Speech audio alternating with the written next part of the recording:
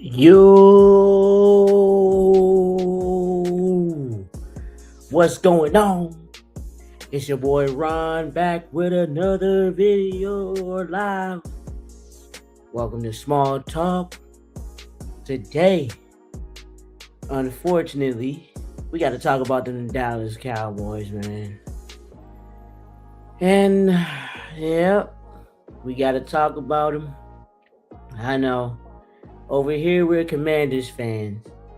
As you can tell by my background, over here, always Commanders fans, baby, 100%. But we gotta cover the division, so gotta be realistic. Can't just cover my Commanders. So today we should have a special guest joining us by the name of David Wright. If you don't know who he is, go sub up to him. Very good content creator, very good podcaster. So probably wait a few minutes and then probably see if he pops up in the chat. So I'm actually gonna go ahead and say we are now live. You can pop in. Boom. So we'll wait a few minutes on him. How your guys' day going so far? How's it going so far? Man, I'm ready for NFL season. Commanders making moves. Stephon Diggs is looking good. Terry's looking good. Jaden looking like a doctor. AKA shout out Jalen Morgan, Dr. Daniels,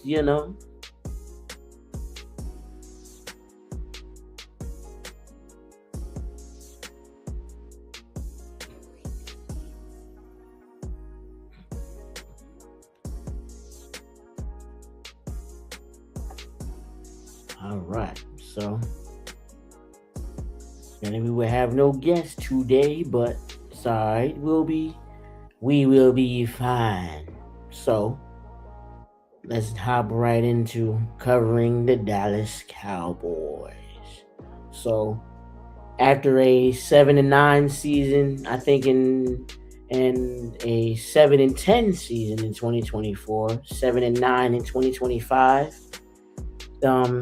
Cowboys are looking to bounce back from a difficult season. Their defense was not very good. Their offense was number one in scoring, though. That is the only caveat that they had. But overall, you can look at the trades they made. So last year on defense, they traded for Quinnen Williams, who made an immediate impact. And I think he'll have a year under his belt in this system, so I think he'll be used to what they're calling and what they're doing. You now have a new defensive coordinator in Christian Parker, who came over from Philadelphia. You have new cornerbacks and new safeties. Offense is pretty much the same with CeeDee Lamb, Dak Prescott, George Pickens. You have Schoonmaker. You have Javonte Williams. You have in the good offensive line. But my only caveat to that is, can Dak Prescott really take his game to the next level when he needs it to? Because he always performs well in the regular season. It's just when it's time to come up clutch and when his team needs him the most, he cannot do it. And I'm just being honest. I'm being honest. Dak Prescott is a good regular season quarterback, but we have to look at the defenses he faced. He played one of the worst defenses in the Commanders, in Giants. He's played teams under 500. Let's see. I'm going to actually look up something real quick. Let's see how many teams they played under 500. And what their defensive rankings were. Cowboys opponents in 2025. Defensive rankings. Let's see where they were ranked on defense, and then we can determine how many wins they had against them. Defensive rankings. Okay, so let's see. So they played the Giants twice. I need an actual specific opponent.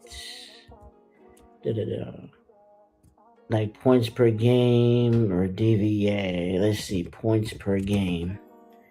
Let's see how many points per game those teams let up. So the Cowboys faced the Broncos. They had the fourth defense, allowing 18.5 points a game. They lost to them. The Chiefs, 19.3 points a game, tied with the Philadelphia Eagles at 19.3. Minnesota allowed 19.6 points per game, seventh, which is number 7 in the league.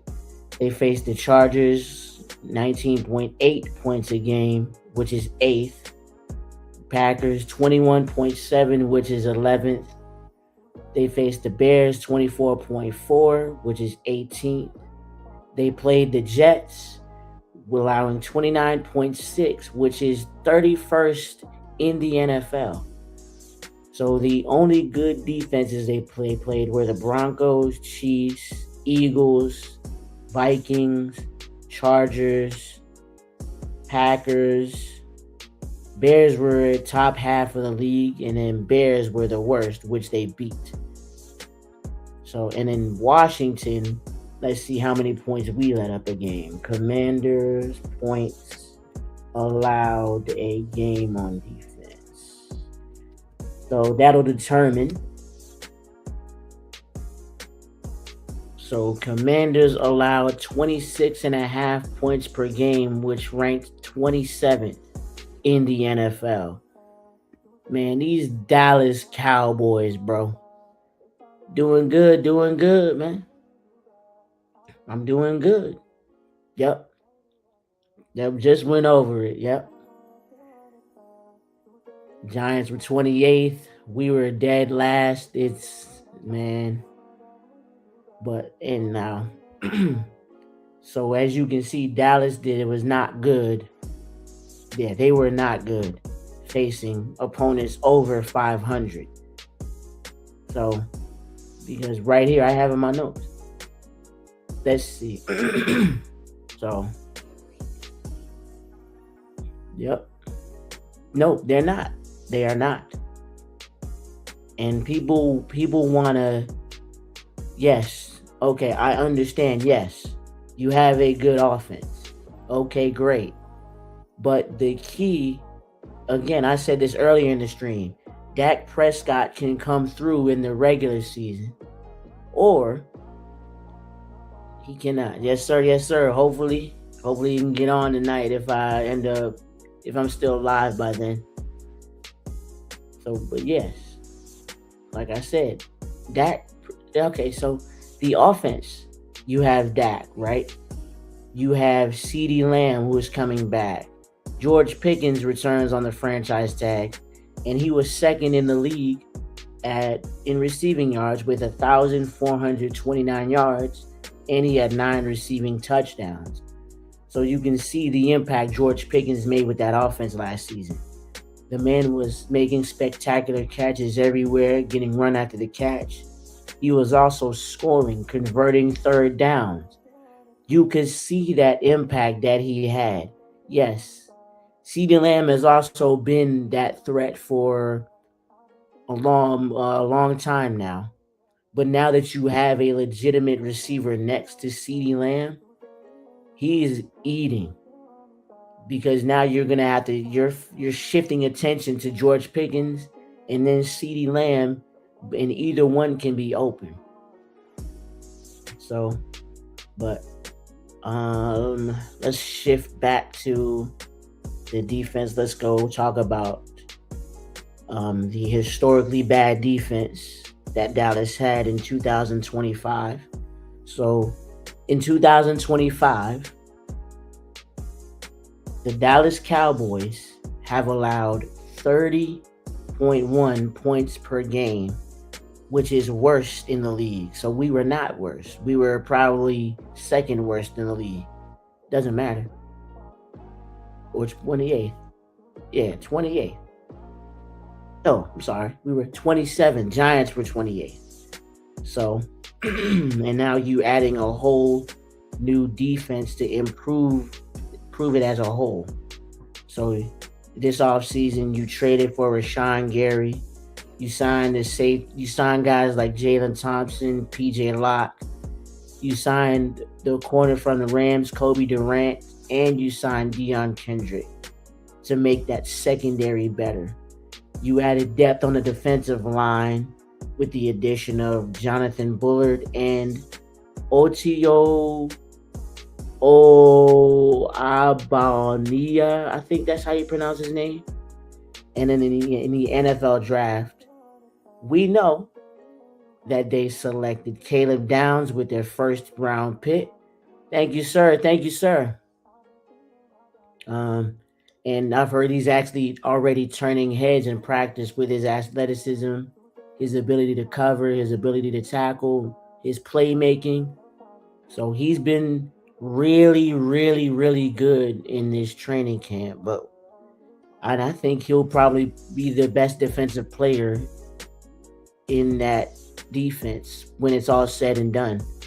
Once he gets his feet wet, once he gets his legs under him, he is going to be one of those safeties that's going to be feared in this league.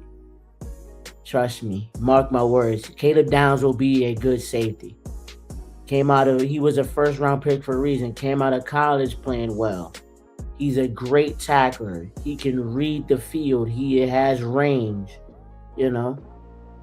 And you have bolstered or gotten younger on the defensive line with the addition of Malachi Lawrence, and you added linebacker Jay Sean Barham to make that group younger and more athletic. So you have young guys now, you have young talent. You went out, you got players that go after the football, you've got players that are good. But the key is, can you get pressure on the quarterback? Because they are still chasing the ghost of Micah Parsons. They have not had a guy like Micah Parsons they haven't had a guy like Micah Parsons. If you want to go back to DeMarcus Lawrence and what's his name, DeMarcus Ware, those are probably the last time they had guys that are like Micah Parsons. Because you have DeMarcus Ware, who is in the Hall of Fame, one of the best sack leaders ever, one of the best sack getters ever. And DeMarcus Lawrence was making a very good impact on your defense when he was there too. So you had two of the best defensive ends on your team. Those were the last times you have had a guy like Micah Parsons. Not saying they are Micah Parsons, but that's the last time you guys had a good rush like Micah Parsons. Let's see. So for the future, not right now, on the offensive and defensive side of the ball. So you have gotten the developmental tackle in Drew Shelton and a developmental corner in Devin Forfor. So that's for depth.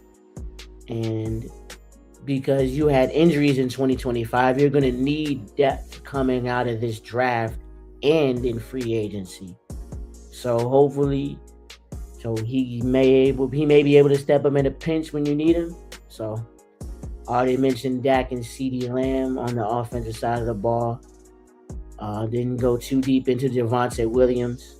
He's back after rushing for 1,201 yards, which is a career high. You also added Sam Howell as insurance for Dak Prescott. Yep. Yeah. And they needed to draft that developmental tackle, because if you don't have depth behind him, what's the point? Because I said the O-line is not as good as they were in the past. Because you had guys like Travis Frederick, Hall of Famer, You had guys like Zach Martin, Hall of Famer. You had the left tackle, what's his name? Jason Peters, started in Philly, good left tackle, Hall of Fame left tackle. Who else? They had that good old line behind Dak at one point. Their names are at the top, on the tip of my tongue, but I just don't know. If you can let me know down in the comments section. And I mentioned that they're still chasing the ghost of Micah Parsons. And with his presence not in that locker room, you can tell there's a difference. With him being traded to Green Bay, they have not had the same sack production they did with him. Because every week we would have to game plan for Micah Parsons, and he would get off on us. He would get off on the Commanders every week. That is insane. And by the way, he runs a 4.4 too. So you have a guy that is a pass rusher. You have a guy that can cover. You have a guy that can almost do anything. Again, that reminds you of what Washington has in DC in Sonny Styles. Although Sonny Styles was a former safety, Micah Parsons was a former running back. So, the key is Micah Parsons is still learning the defensive position. So, but you can tell he's generational. And ever since he got traded, they have not had that sack production. Because last season, you see Dallas missed it. That's why they went out and traded for Quinnen Williams. That's why they got Rashawn Gary this offseason. That's why you see they bolstered their secondary, because you have to rely on the defensive line to get pressure on the quarterback. If the defensive line cannot get pressure on the quarterback, the secondary can't cover for that long. That secondary is not going to cover for that long at all. So that's just how the dice rolls. That's how the dice rolls, But the question is, can this defense go from one of the worst in the league to at least league average? Because you're younger, you're quicker, you added Caleb Downs, you added younger guys. You have the defensive line as a whole to get pressure on the quarterback, but can your rookie defensive end in Malachi Lawrence give you that same production that Micah Parsons can? We will have to see come this season. And the offensive side of the football, completely healthy, they are absolutely one of the best offenses in the league, as we have seen as of late. They've had their number one scoring offense this year. I think they were number 2 last year, if I'm not mistaken. Either number 2 or number 5. Let me double check that. The Cowboys offensive rankings in 2024. Because I looked it up. Cowboys offense 2024. Let's see. So I was wrong. So the 2024 Cowboys, they were 16th in total yards a game and 21st in scoring. So they were not good in 2024. So they were league average. Okay, so Cowboys were league average in yards and points a game in 2024. I know the year before that they were really good, and the year before that they were really good. So when healthy and when on their game, Dallas is one of the best offenses in the league. And as you can see here, so 2021, they were ranked first with 407 yards a game and scoring 31.2 points a game. And they were 4th in scoring, averaging 27.5 points a game. I'm sorry. I'm over here reading the wrong thing. So, sorry. with the 2021 straight down.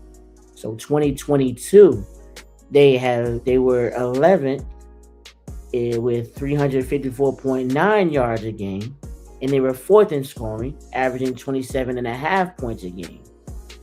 2023, they were ranked fifth, averaging 371.6 yards, and they were first in points a game with 28.9. 2024, down year, they were ranked 17th, as you saw, as I mentioned, with 327.4 yards a game, and they were 21st in points a game, averaging 20.6. And last season, I mentioned it, they were ranked first in total offense with 404.2 yards a game, and they were seventh in averaging 28 points a game. So we know when Dallas is healthy, they're a top 10 offense easily. And now you're adding, you added a guy like George Pickens last year. That easily makes you a top 10 offense in their sleep. On their worst day, they might be a top 10 offense. So I have a couple things to address here. So number one, can the Dallas defense improve with the hiring of Christian Parker? Because as you saw in Philadelphia, Christian Parker was a huge reason why that defense was good in 2024.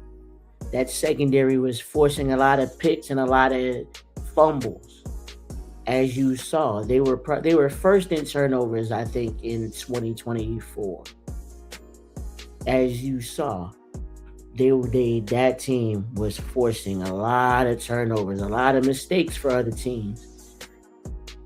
And now that you're adding guys like Rashawn Gary, Jalen Thompson, PJ Lott, Kobe Durant, and Deion Kendrick, and then you're adding Caleb Downs, you're going to look for them to create turnovers and punch the ball out when needed. Yo, what's up? What's up?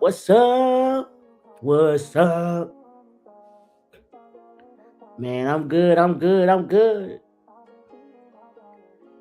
So, number two, can Dak Prescott beat the teams that have a good defense / record?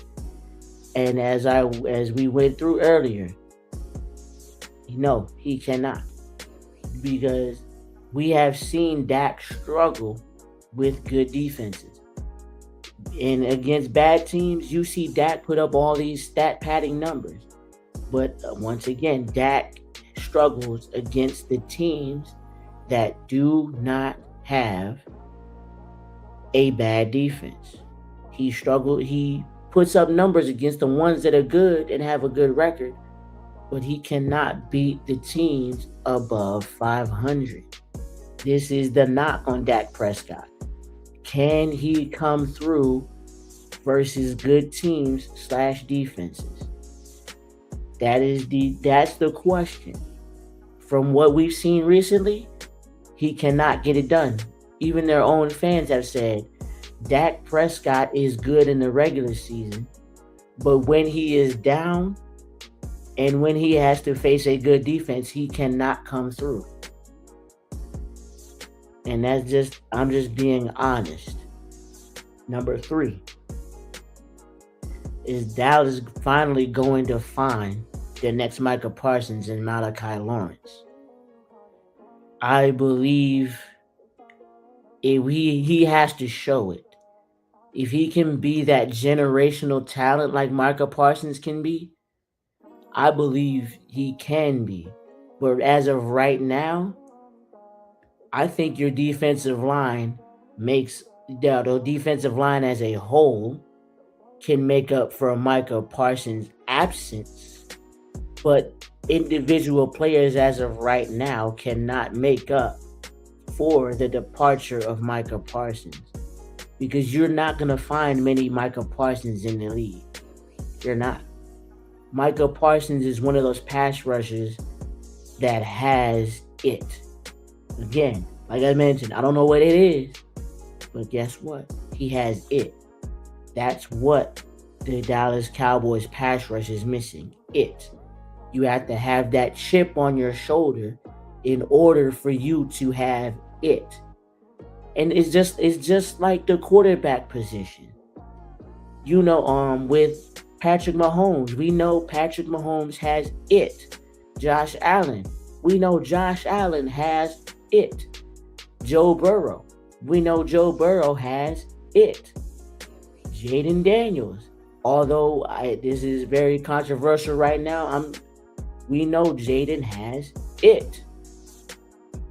All of these guys that have it with a chip on their shoulders, they come out being special. Micah Parsons is special. We saw it with the first few games he played in Green Bay. He was going off. He kept getting sacks, forcing turnovers. He was a huge reason as to why that defense was successful. And when he comes back healthy this year, I'm expecting him to get right back to it. Be healthy and be a game wrecker like he was in Dallas in his entire career. And number 4, is Dallas a threat in the NFC? For right now, I say their offense is the threat to the NFC East and the entire NFC. But like I mentioned, when healthy and when clicking, their offense is top 10. But if they are not healthy and not clicking, they can be one of the worst offenses in the league. Once again, it is up to their defense to at least be league average. Their defense has to show me that, hey, we can be above average. We don't have to be the best defense in the world. We don't have to go out there and let up 19 points a game. We can go out there and just get turnovers and be league average. That's all. Just be league average. Just show me league average defense. If they can be at least average, they're going to be a threat in the NFC. And I can see them making a playoff run to the second round. But, hey, just like they get bounced every year. But, And moving on to the last one. Number 5. Can the offense replicate the success of last season if they can stay healthy? And the answer is yes. Because again, you've seen what George Pickens can do. You saw what George Pickens did last year. You saw the talent in Pittsburgh. They just did not have the right quarterback in for him. Again, Pittsburgh struggled getting a quarterback for George Pickens. Yes, sir. Yes, sir. I'll drop the link for ya. Boom. And then I'll paste it in YouTube for you so you can join up, sir. Hey, that was perfect timing, man. Hold on, let me go to my channel. Let me go to the live. Boom. There it is, sir. You can join up. You can join up. Get your opinion on this, because I was actually on my last. For me, I was on my last, so I'll ask you the question.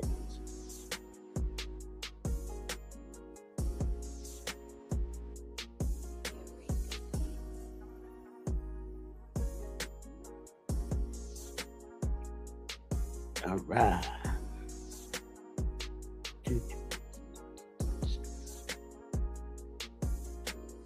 All right, and then I'll bring you on stage, sir. What's going on, fellas? Shout out to the 5 viewers. Shout out to the 5 viewers. Hit that like, hit that subscribe. We are on the road to 50 subscribers. Let's go little by little. Let's keep growing.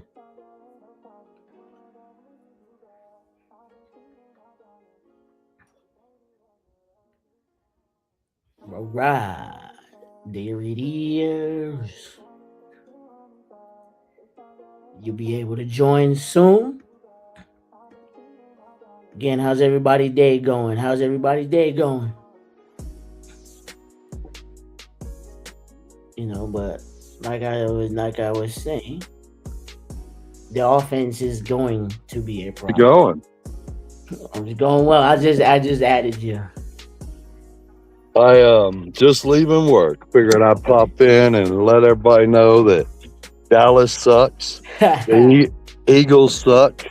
And you know what? The Giants aren't even good enough to suck yet. Yes, sir.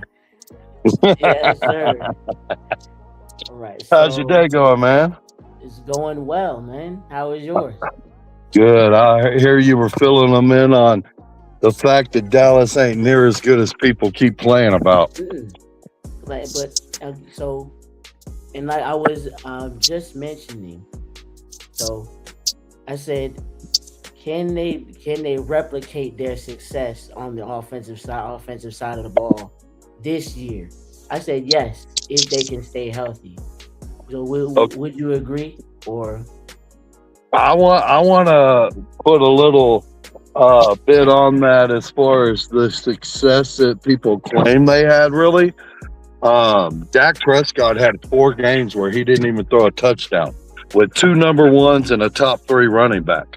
Also, in several of them other games, he threw multiple interceptions. So where they were a high-scoring squad, it only weighs out when you look at the bad teams they played. Yeah. When they played a good team, they were not good. Yep. And I just talked about that. I said, because again, you see the defensive rankings of the Dallas opponents. Yeah. Like I was going through. Yeah. The Broncos had the 4th ranked defense in the NFL. Didn't Dallas lose to them last year? Yep. They lost to almost every team that was a winning team. And here's the thing about Dallas. Like, they're always blown up like they're going to go to the Super Bowl. But let's come down to reality where everyone's looking at us like, well, they only won 5 games last year. Let's remember, Dallas only won 7 games in the last 2 years. Exactly. They haven't won more than 7 games since they lost Dan Quinn. Exactly. They're not as good as people think they're going to be. And like we mentioned the other day, their defense was good because of Dan Quinn. And Al Harris. Al Harris, yep. He did the same thing with Dallas that he did with Chicago, which is basically the defense could lack because they were the number 1 turnover team. Exactly. So even though your defense wasn't that good, because of all the turnovers, it puts you out middle of the pack. But really, without the turnovers, you're like a bottom of the line defense. Yep.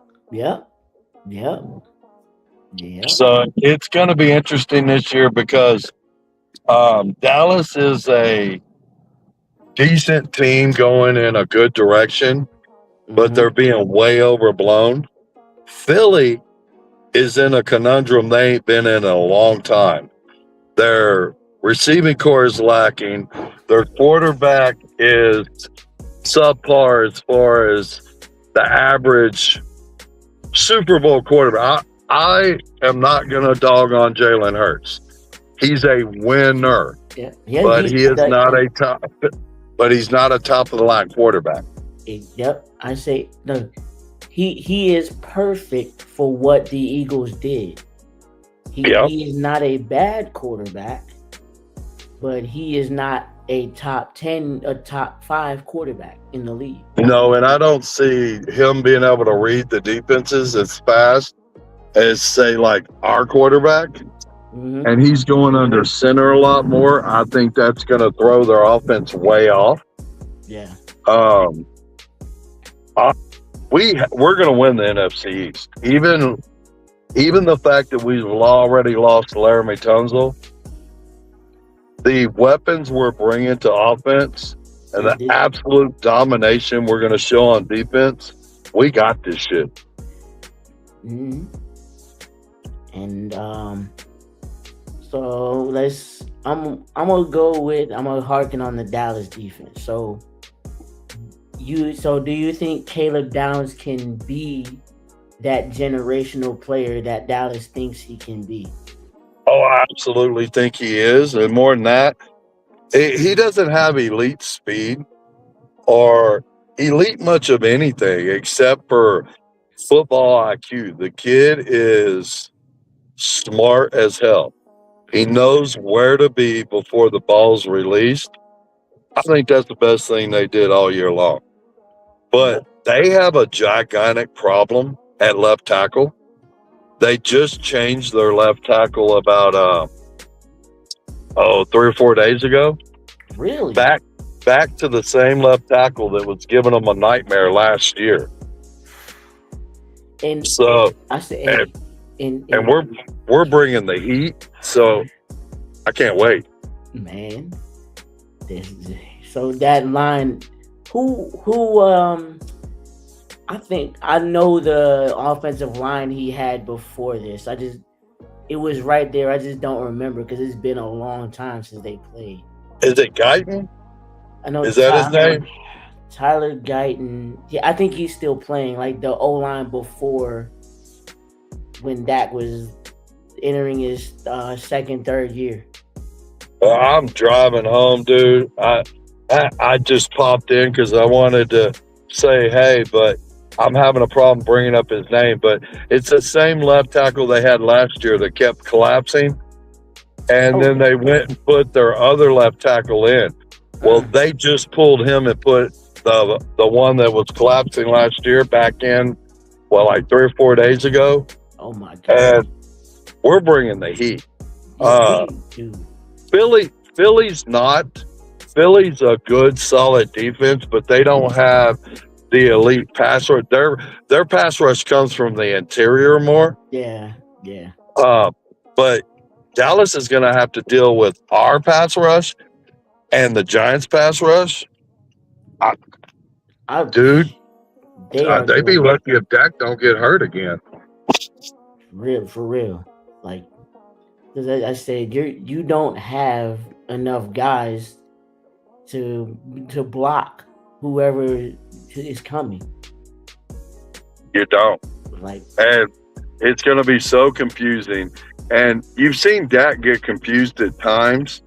But what do you think he's going to do when we start bringing 7 up on the line and then all of a sudden when he snaps the ball, they all drop back and other guys start rushing? Like he's going to be so lost. We're going to put these quarterbacks in a blender and turn it on high this year. I love it. And so what do you think about Malachi Lawrence? And can he fill the void that Micah Parsons has left? No one can fill the void Micah Parsons left. Jerry Jones is a moron. You should have paid that man and kept him. The few times that everyone's always throwing this generational talent around. They're always saying, generational. You know who was the actual generational talent? Micah freaking Parsons. Exactly. And Jerry Jones's pride let him get away like a dipwad. I wish he'd have came to us. I always call Jerry Jones the greatest GM in NFC East history. For the other 3 teams beside his own. Long live Jerry, man. As long as he lives and his damn son lives, we won't ever have to worry about them getting a championship. Nope. Let's see. So we know the Dallas offense is going to carry their team. 100. Yes, 100. Because of a couple reasons. One, you have a brand new defensive coordinator, never done it before, just like ours, but with less experience. You also have major holes in their defense that no one is talking about on purpose. Mm-hmm. This is all about Jerry selling jerseys. Exact. And I said, Jerry Jones just wants to make this team popular. He he doesn't. I honestly think he doesn't want to win. I don't think he cares. No. Yeah. I think he liked to win, but all that really matters to him is the bottom line, and he's making that bank. Yep. Yep. So he's a. We have a great owner. They have a showman. Mm-hmm. And it's like, and again, if you want to be a competent organization, it all starts at the top. You have to have the right GM in place. You have to have the right owner in place. And you have to have an owner that will leave the GM alone and let them do football things. Jerry's not smart. If Jerry was smart enough to do that, they would have more championships because he'd have left Jimmy Johnson alone. Yep. So we know he's not smart enough to do that. So as long as he can only deal with yes men, they're not going to be able to do anything. As Redskins fans, dude, we have to say the best owner in the NFL is Jerry Jones. Exactly. Like, dude is like he's ass. He's good at bringing in the money, horrible at putting a team together. Yes, he is. I said he's an owner playing GM. He absolutely is. Look at Dak Prescott. Like, Dak Prescott is a chip off of Romo. They're the same damn quarterback. Look, I said Dak Prescott is good, but he can, when you get pressure on him and when he's down, he cannot come through. But don't let him make the playoffs, because, boy, you talk about choke. Holy hell. Oh, my gosh. He's a choke artist from hell. Yep. So, the offense is definitely going to carry their team. Mm-hmm. How pissed off do you think? My phone's about to go dead, so if I just disappear, you'll know why. How pissed off do you think that George Pickens is right now, being passed up on his deal to give Tyler Guyton his deal? Oh, he is upset. Do you think it's going to help us some, or you think he'll go out and ball so he can leave that? See, they're going to franchise tag him, man. They're going to do him dirty. Well, they already did. I know. They're going to do it again, though. Dude, if he gets franchise tagged again, he might crash out. He will, but I hate the franchise tag. The fact that the owners can screw over the players with that franchise tag, I hate it so damn much. The people that run the negotiations for the team, the players, they suck. Yeah. Like, there should be no franchise tag. You always want to talk about how there's a contract. The players should live up to the contract. Well, yeah, that's the ownership and the organization too. There's a contract. There should be a franchise tag so the contract don't matter whenever the billionaire decides to. Yep.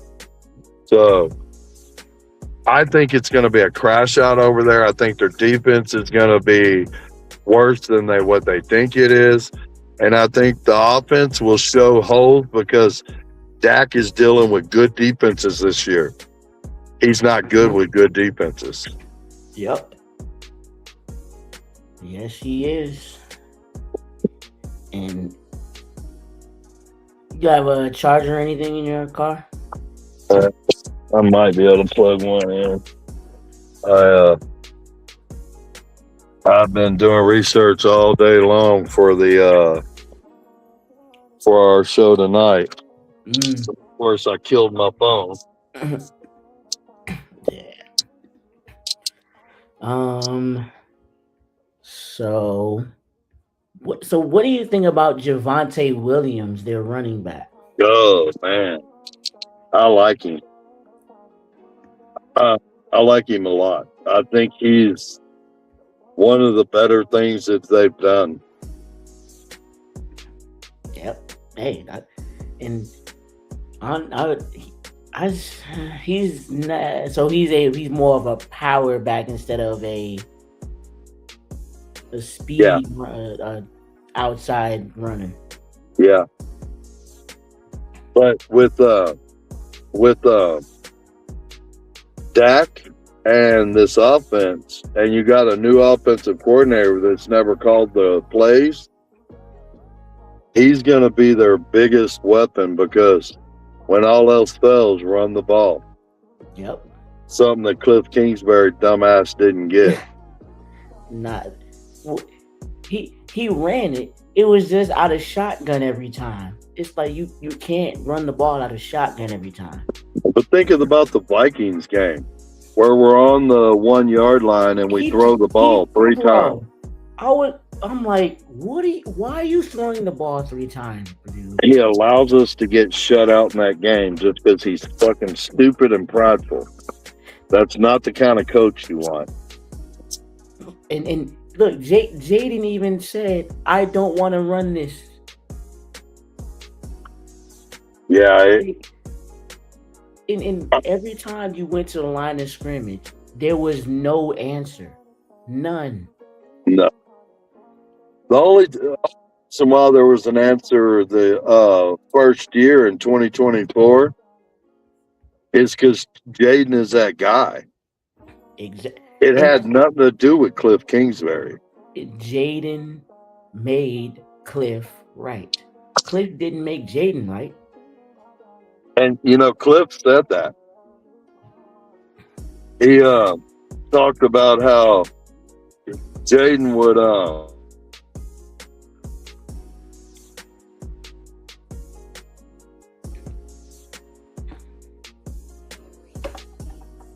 think you cut out a bit.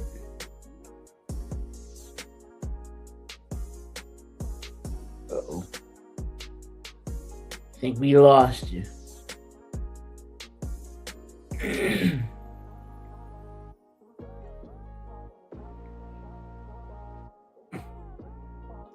Oh, he was in the middle of talking. I think we lost him.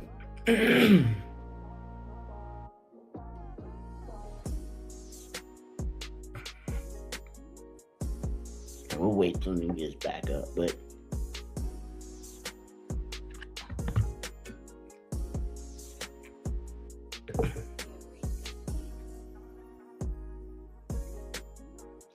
yeah, we lost him. Ah, darn it, we lost him. Yeah, but like he was gonna go off of Cliff. So yeah, actually he mentioned Cliff Kingsbury refused to run the ball. He refused to. There was no reason why Cliff should not have not ran the ball. He should have ran the ball in the Vikings game. It's that simple. You throw the ball 3 times in the red zone when we're trying to score. Hold on. Okay, device not connected. Let's see.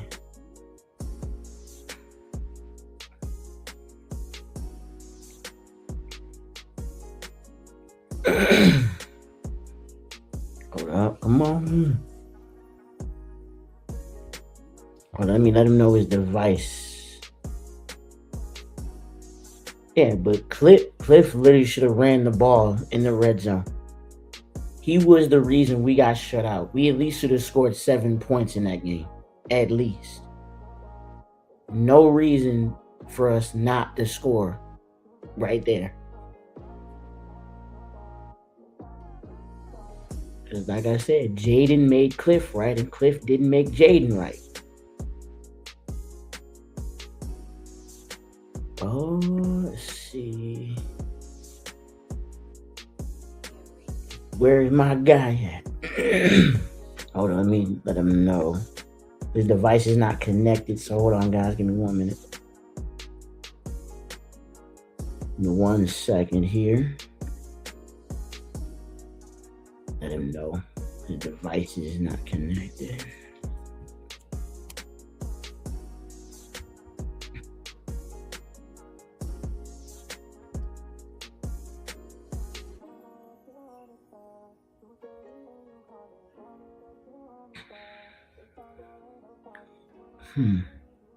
That's weird.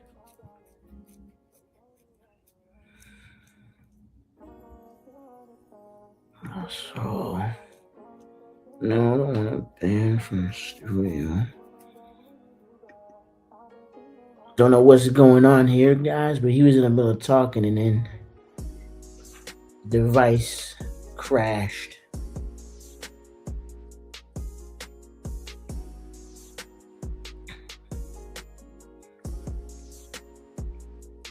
I got you. Yes, sir. Well, so let me do this. So I'm going to do this and then try to add you back up.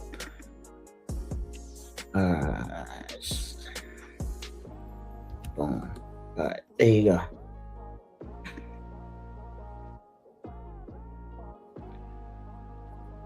All right. Should be, hopefully it's working now. Nope, still not connected. What?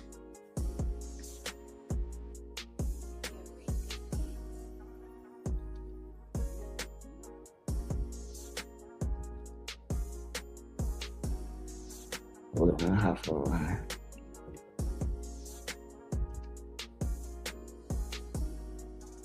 Because that'll determine.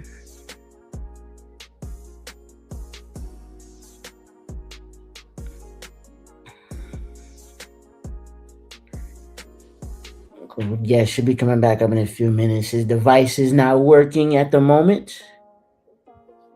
Hopefully we can get that working.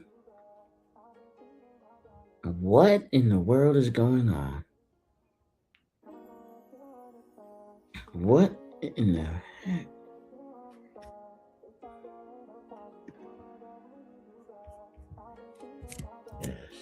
Still not working.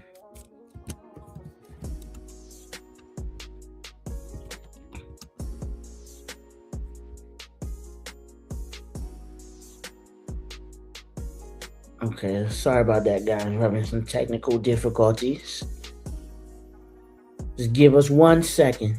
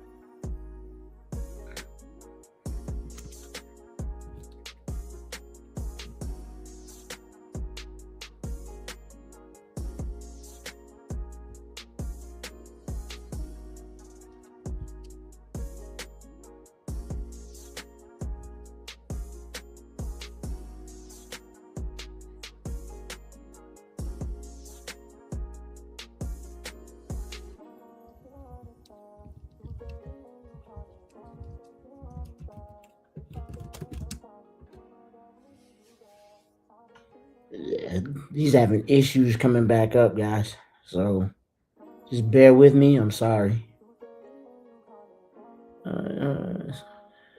We'll be on at 7. Okay, get the viewers. We will be on at 7. Let them know. Hold on, it's okay. Get the viewers. We will be on at 7. Let them know.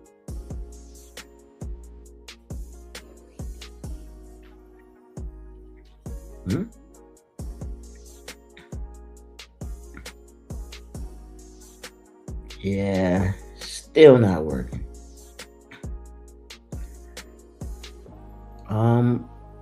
That's weird. We were just about to go into Jaden and Cliff's relationship.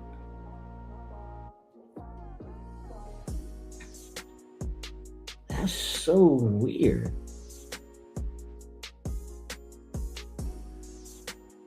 Sorry for the technical difficulties, guys. Bear with us. We are having some issues.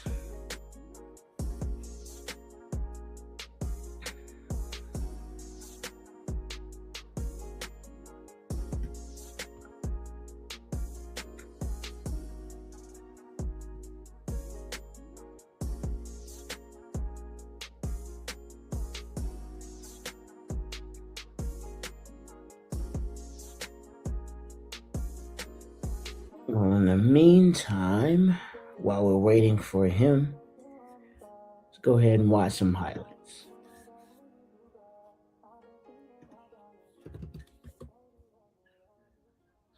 Just don't want to be sitting here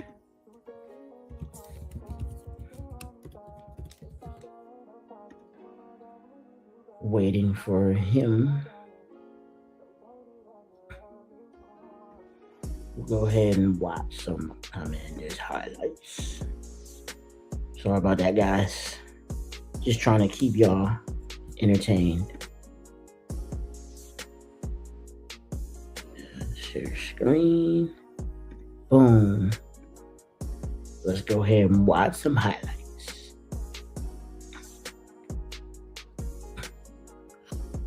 Giants defense, they got limit points down here. Daniels over the middle. Caught! Touchdown, Zach Ertz.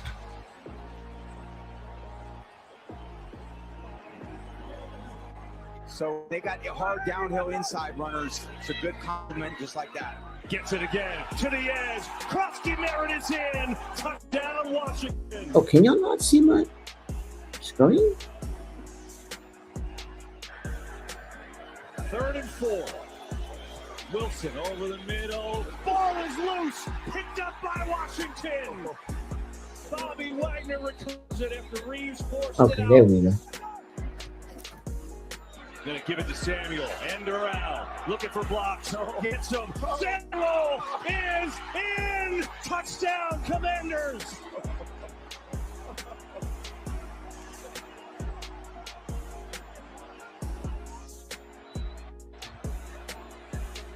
Spins away. Protected well. Caught. First down Oh, is and this more. good? Trying to get to the end zone. Yes, he does. Zach Ertz touchdown. 2nd and goal. Here they come.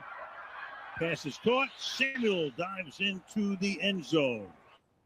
Physical football team. Mariota hesitates to the end zone. Touchdown, Commanders. Chris Moore in motion. Straight ahead run. All right, he's back. Here's a head pause. Jeremy McNichols. Let me stop sharing, and we should be good. All right. All right. Hey, look at me out here. All right. Welcome back, sir. All right. So we were going on Jaden and Cliff. Well, I'm glad to be back. I don't know what all that was about, but you know the internet's great until it's not. Yeah, sometimes, yeah.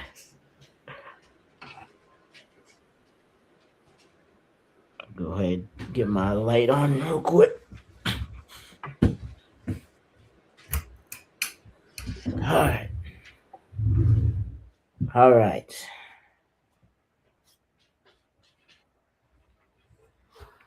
So how many people? Let's see. We have 4 viewers.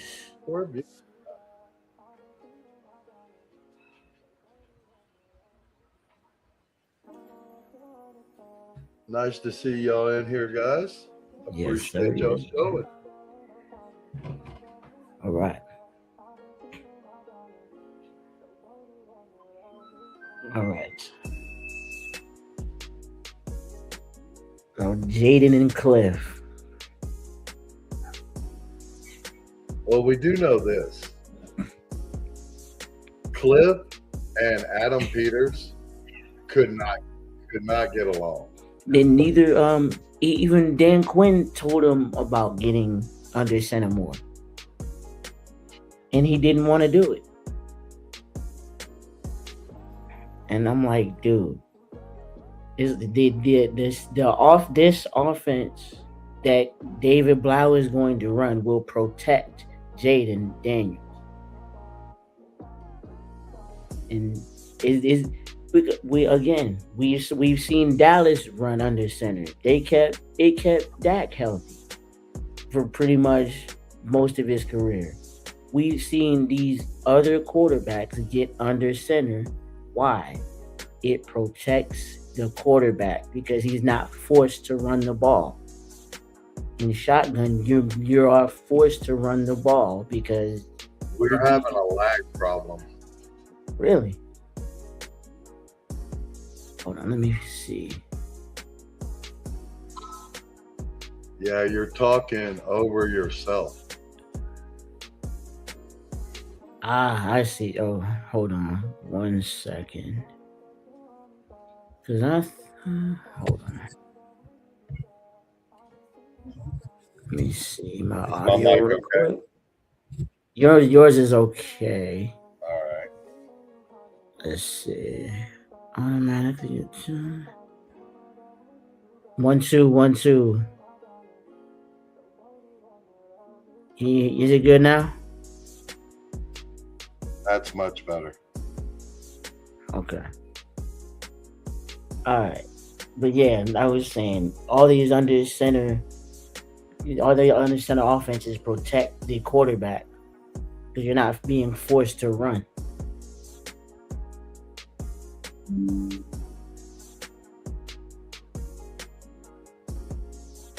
Or are you on YouTube? I'm on YouTube. So that's probably why. But So just stay on StreamYard and should be good. But I went through your link. Yeah, so you can just X out YouTube. That's probably why you hear the echo. Oh, you're on Twitter? I'm on StreamYard right now.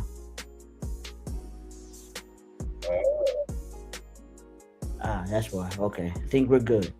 Okay, hold on. Okay, hold on. Let me make sure we're good. How about now? Is there no echo now? We doing better? Yep. All right. Look at you. All right. Going and figuring it out. Okay. All right.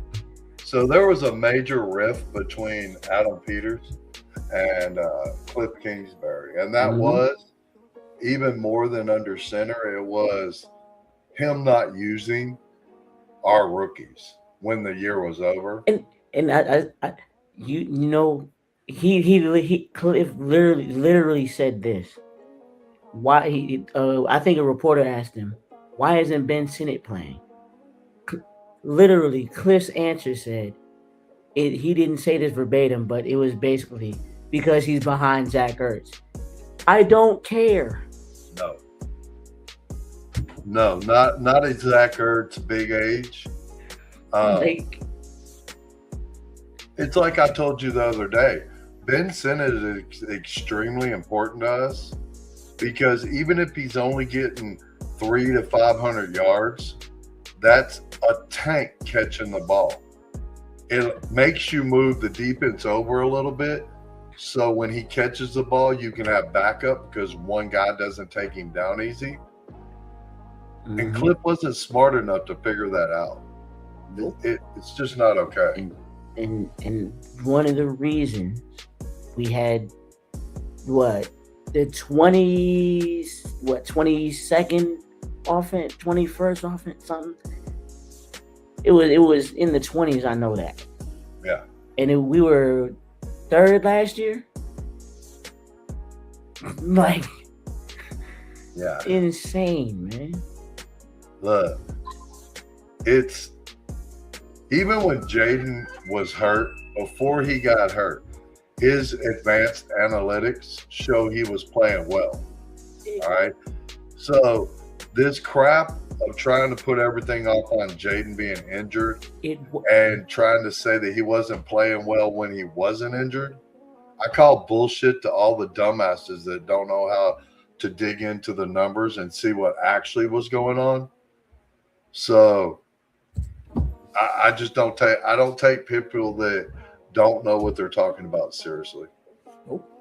And gonna have a third question here. So so their fourth. Do you think Dallas is a threat in the NFC if their defense can improve? Look, my lineup was we win the NFC East, Dallas, the Eagles, and the Giants. And I know a lot of people are going to be like, Eagles third. Eagles have taken some major hits this year. Just Brown alone is a huge hit. Mm-hmm. Not to mention their line's getting older. Their back end is suspect. Like, their quarterback is suspect going under center, and he has to come back and read the defense, which is not been his strong point. He can. I think he's better reading man than he is zone though. I know he 100% Hurts cannot read zone. No. And guess what? Guess what most of these defenses are going to be running now? Yep. Zone coverage. Yep. Because Hurts cannot read zone. I can't wait to see our defense and our offense against Dallas and the Eagles. I know a lot of our fan base is like, oh my God, they front loaded our schedule. I'm glad we're having two. And I keep hearing this at work. I said, did Adam Peters not make the moves on defense? Yeah. Didn't he? We already got Jaden Daniels. Yeah, we're good, dude. We're good. And then you're now. I said, you don't need the best talent around Jaden, but if you provide that, that's going to make him even more dangerous. You when we come out of this first 3 games 3-0, the whole league is going to go on high alert. Oh, they're all going to chew down the words that they've been using, and they're going to be like, "Uh-oh, Jaden's real." No shit, he is. Yeah, well, I knew that his rookie year. Yeah, it didn't take 20 games to figure it out. Look, week 3 versus the Bengals. That's when I knew we had a quarterback. That's when I knew. He went. Oh my! That throw to end that game. Oh my! What he can do, the way he layers that ball in on them corners in that end zone, and no one throws that ball like that except for maybe 2 other quarterbacks in the league, and that'd be Caleb Williams and Patrick himself. Mm-hmm. That's it. And I said, and then what's scary is the man has more zip on his throws than he did in 2024. And it shows a lot. So we don't even know how much more zip, but man, when you watch it pop out his hand, it's different. They said it's like Steph Curry shooting a basketball. That's how he is when he throws that long ball, man. He is just like Steph Curry, man. It's gonna hit where it's supposed to every time. Man. And now you gave him a short game? Oh my. Man. We made it to the NFC Championship with a bunch of old nobodies. A bunch of old used to be's, and a bunch of nobodies. But them nobodies were separators. So Jaden was able to take Zacchaeus and make him more than he ever was going to be in this league. He elevates the play of his own players. Literally, dude. I said now, and then so I'm gonna correlate this to Diggs. So we already have Jaden who can elevate the play of other guys around him, and now you're putting Diggs who has all this energy, and you saw it in his press conference. We have energy with energy. So what do you think the energy is going to be on game days when they play? It's going to be electrifying. Like, oh man, I can't wait, dude. Like, everybody's tripping, and I can't wait to put them on alert. I can't wait, dude. Oh, man.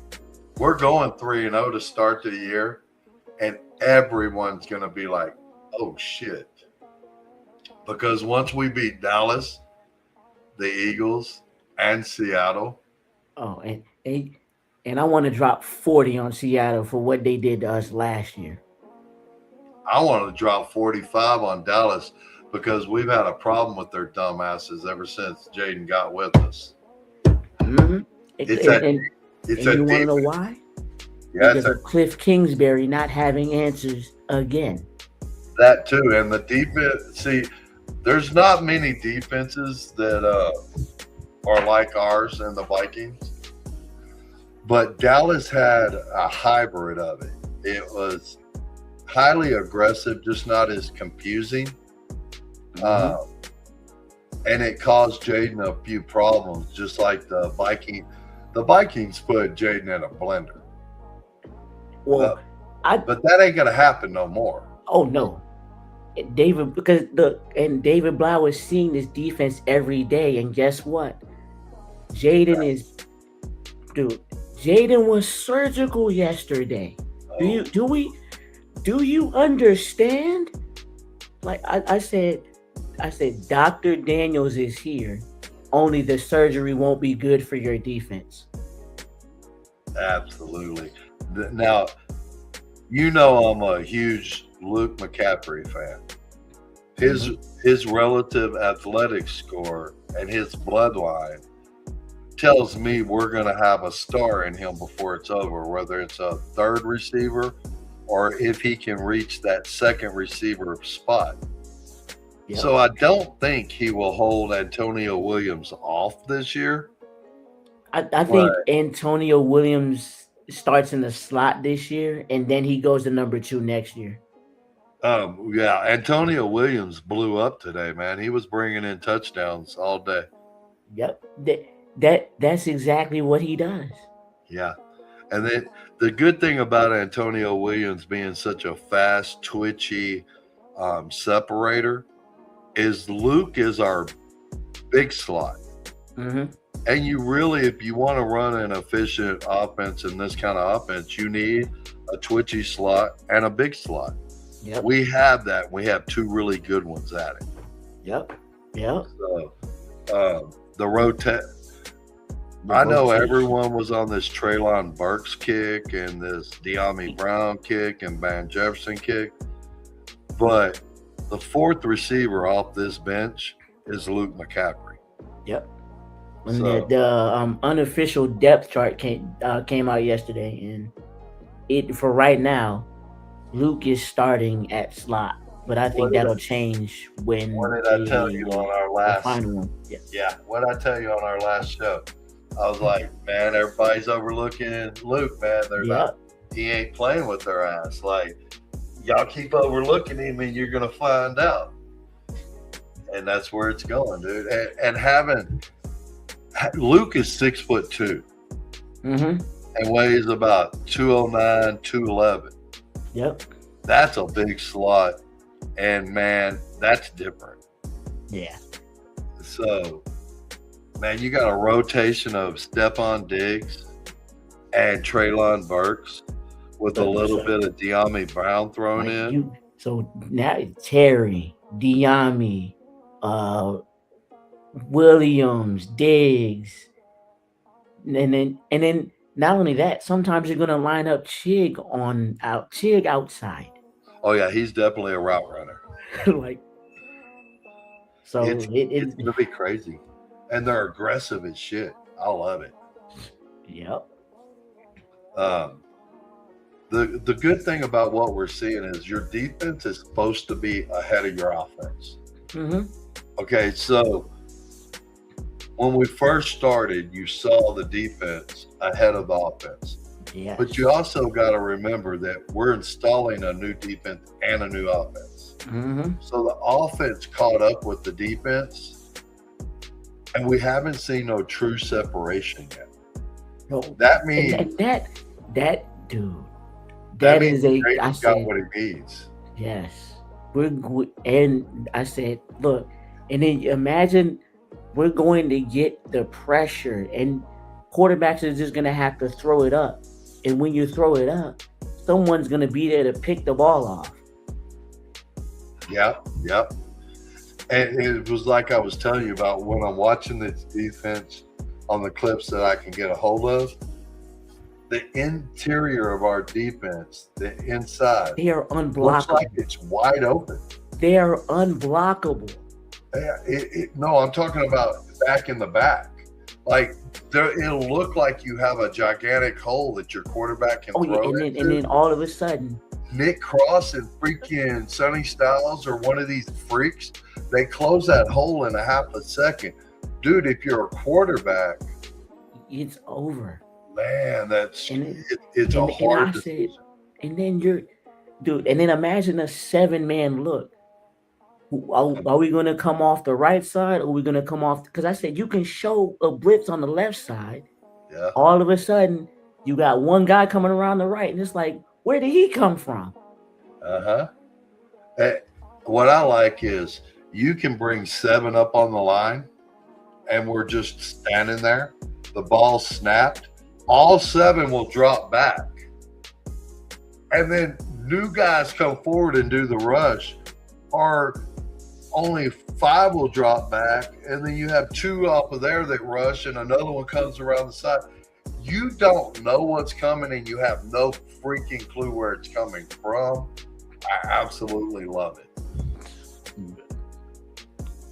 And it's that back end where everybody's scared, and you've heard them. We've all heard them. Oh my God, the back end. I've talked about it. Let's go ahead and bring in a Trayvon Diggs. I said this all off season. Look at what the Vikings did. They didn't have the best corners. They didn't have. They had pass rush. Yep. What are we going to have? Pass rush. In spades. We just brought in another defensive tackle, 300 pounds, just a space eater from hell. Yep. So now we got Tim Settle, Dietrich Wise. Dude, you have Deron Payne as your starting edge rusher, Tim Settle as your starting defensive tackle, Javon Kinlaw as your other starting edge, and then you have to deal with Odafe Owe and Kaylavon Chason. Like, I got one more for you. Oh, Joshua Joseph. How the hell do you feel about having the 5th highest sack rate in the league last year, and Armstrong coming off the bench? We got that coming off the bench, dude. And don't forget Dietrich Wise. He was good in it. He was good too. Well, dude, you remember a couple years in 2024, we just didn't have space eaters. We had oh God, I can't remember his name. We had Jonathan Allen. We had that big old white boy. Ridgeway. Ridgeway, yeah, space eater. Like, now we have 3 space eaters. You can use Dietrich Wise, Tim Settle, or the new guy we just signed. All 3 are space eaters, meaning, like, it leaves you have to put 2 guys on these guys. And then, that won't work because you got somebody else coming. That's what I mean. You have to address these huge monsters with a 2-guy set on them. Well, that means you just left one of our pass rushers open. Oh, we forgot one name. Johnny Newton. Oh, you forgot more than one. Joshua Joseph. Joshua Joseph and Caleb on Chason, them are our the one from the Vikings. Andrew Van Ginkel. Van Ginkel, them are our Van Ginkels. That's Caleb on Chason and Joseph. Them 2, they're long. They're a little bit lighter in the ass. They're fast. These are our Van Ginkels. We have 2 of them, not just one. 2. We got guys like Armstrong, that was the 5th best sacker before he got hurt last year, coming off the bench. We got a Minihue, a Super Bowl champion, coming off the bench. You have, don't forget, Frankie Lou. Frankie Lou was about to prove somebody. Oh my gosh. He looks old. That dude's on a mission. I was watching him on the one with was it the Command Report? Anyway, I was watching him this morning. The Command Show? Yeah, it's the one with Full Command Show, I think. Yeah, it's one of them. Anyway, we all know we got about 1 billion of them. But I was watching Luvu this morning on there. Dude, he looks different. He looks dangerous. Luvu is on he's on a mission this year. And see, the thing is, he doesn't have the best athletic score. He's actually kind of slow. But we don't need him to do anything else but get a quarterback. This is where Luvu lives, and it's what he loves. Yep. And we're going to get back to that. He can be that animal he was in 24. He could be that Timu Parsons. Yep. He can be a Timu Parsons is basically how we're going to use him. Go get that quarterback. Because the running downhill, your running back is going to have nowhere to go because all your space is going to be gone, and then you all of a sudden Frankie Lou is going to tackle you. It's not going to be nice for him. Everyone is sleeping on us, and we like that. We want them to do that. So next year we won't be the underdog no more. So let's enjoy our last year. Let's enjoy our last year as the underdogs. Yep. It's going to be fun. Oh, God. And, dude, our owner is, man. He has done nothing but great things. No drama, no scandals, nothing. Where do you live? I'm in Maryland. You're okay. You're DC native. All right. See, I was So I have a couple personal questions for you, just in case we got some new people on here.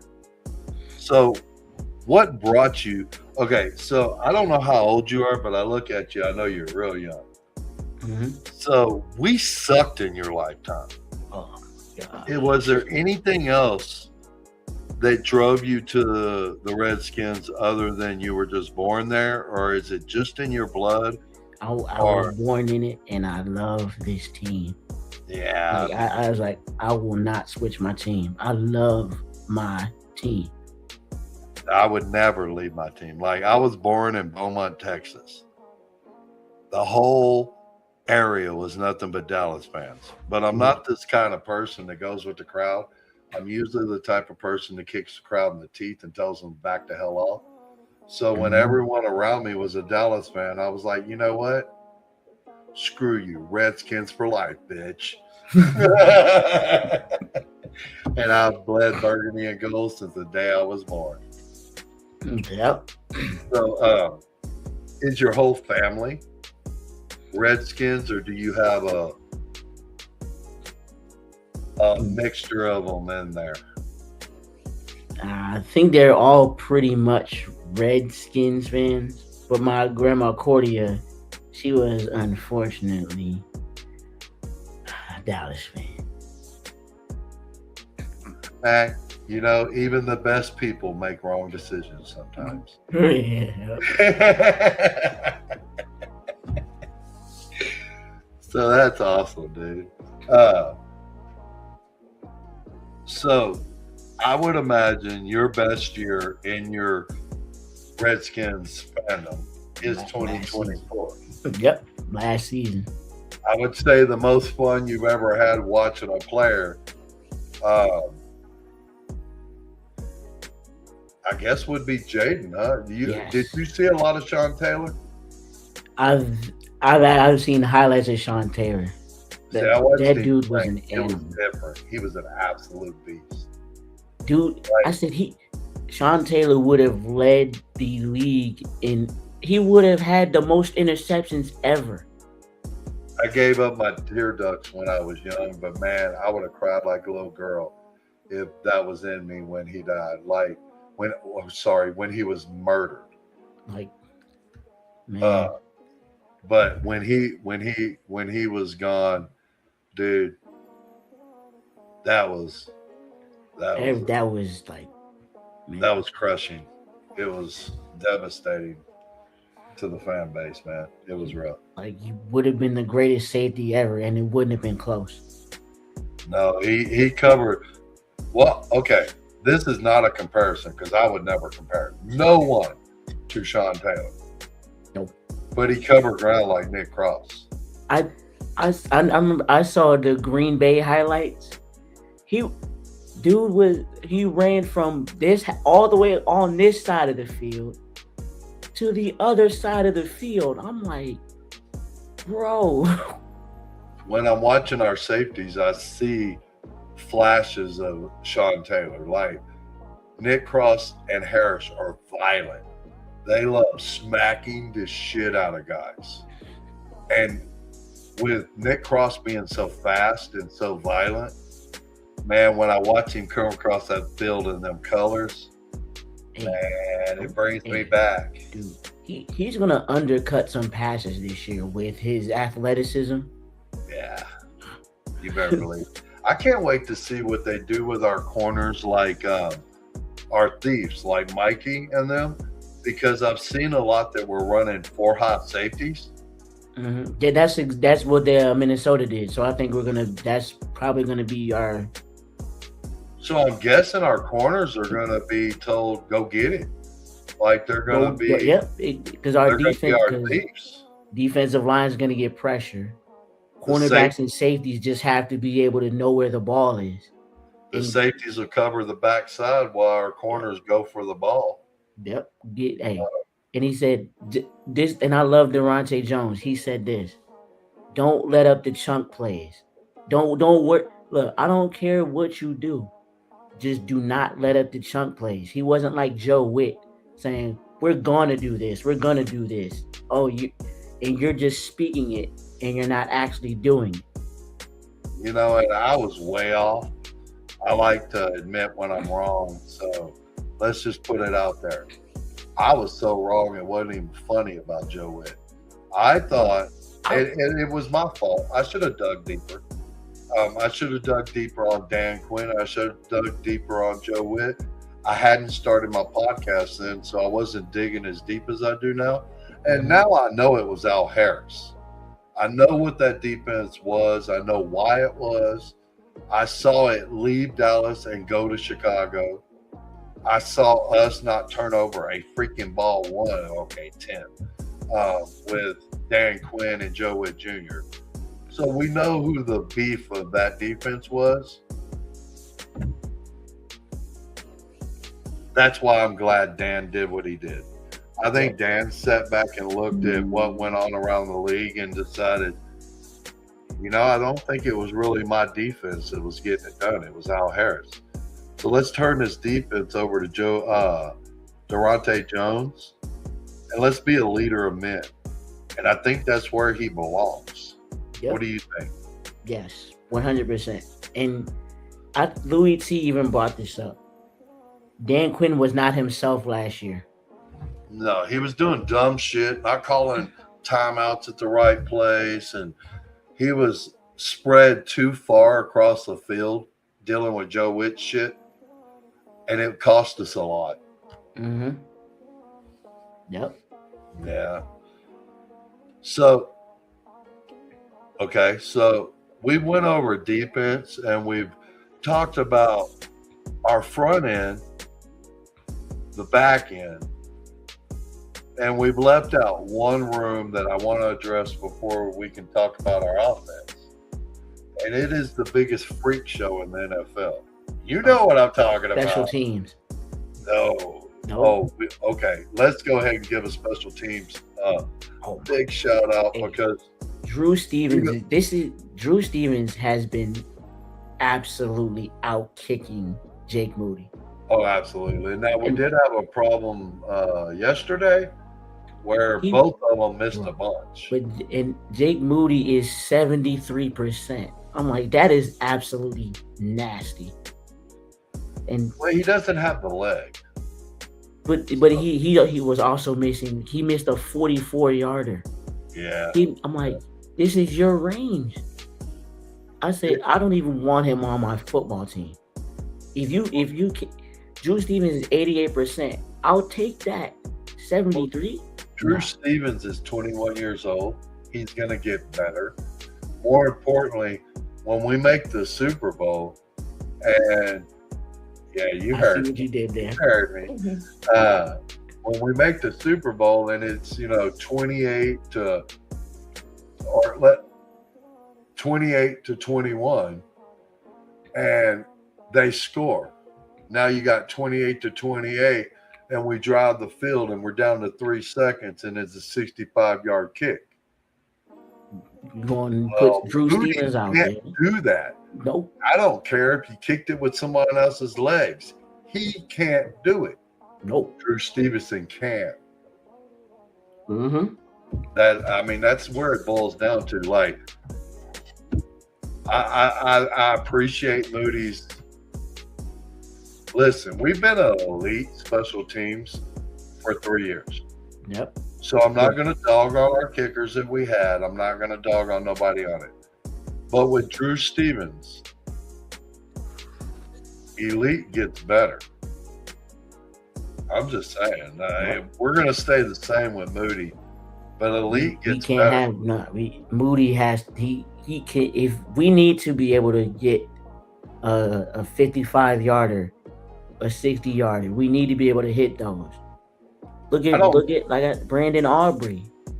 He can hit from 70. Hold on. I was fixing to ask you, did you see the kicking thing before the year started? It was Drew Stevens. Right after we got him. He was hitting 70 yarders. Yep. And as it went through the uprights, it was still going up. I mean, does that tell you that's who we need? Like 70-yarder and it's still going up and it hits the back of the net. Come on, man. And that was inside, wasn't it? In our facility. Yeah, it was in our facility on our practice field over there. It was just him and he's just booting them 70-yarders and it's hitting the back of the net and it's elevating as it goes through. Like Moody couldn't do that at 45. Nope. That's just all there is to it, dude. As long as Drew Stevenson doesn't panic when the lights come on, there's no more competition to be had. Mm-hmm. You got to do it in preseason, and the job is yours. Yeah, he's just got to show when the lights come on, I can still do this, and it's over. I'm sure that's what they're waiting on. Yeah, I said he makes. Let's say he kicks 8 field goals. You need at least go 6 for 8, at least. Oh yeah. So for all them in the chat, let's go ahead and get to everybody's favorite room on our team. And that's an absolute freak show called the linebackers. Holy crap. And the fact that we don't have the respect that we're the top linebacker room in the league pisses me off. Like, dude. Oh my goodness, man. Oh. The speed, the athletic ability, and just the one of all. We're going to have Leo Chenal coming back up the bench. Like, do you? That's as freaky as having Armstrong coming off the bench. Like, man. Like, what kind? Oh, but I don't know how many in the chat know this, but we've also been playing a lot of sets where there's 3 linebackers in it one time. Look, and I said, we might play Sonny Styles at safety on some plays. I don't know why we wouldn't. That's what he was. Like, I'm like, dude, you're putting a linebacker at safety. Do you understand? Like, yeah, but they took a safety and made him a linebacker first. Yeah, yes. Like, this exactly. dude's a freak from hell. He can do anything. And not only that, the dude can play slot corner on some plays. He's such a freak. If Jaden needed to play off, I'm pretty sure he could do quarterback. Like, he's just something different, like, man. And in practice, the man was running step for step with Terry.